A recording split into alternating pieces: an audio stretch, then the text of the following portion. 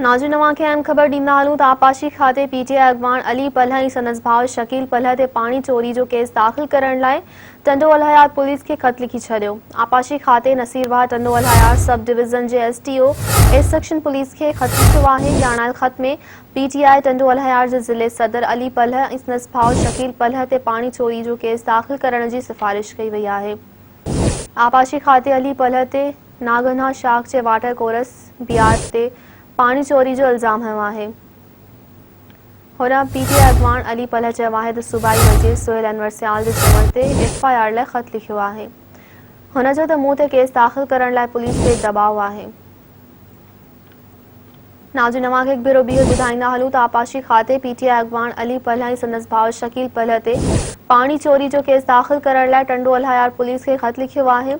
आपाशी खाते नसीरवाह Tando Allahyar sub division जे STO ए सेक्शन पुलिस खे ख़त लिखियो आहे। ॼाणायल ख़त में पीटीआई टंडो अलहयार जे ज़िले सदर अली पलह ऐं संदसि भाउ शकील पलह ते पाणी चोरी जो केस दाख़िल करण जी सिफ़ारिश कई वई आहे।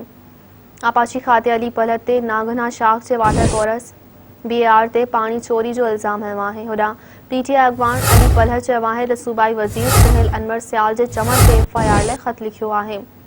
हुन चयो त मूं ते केस दाख़िल करण लाइ पुलिस ते दबाव आहे।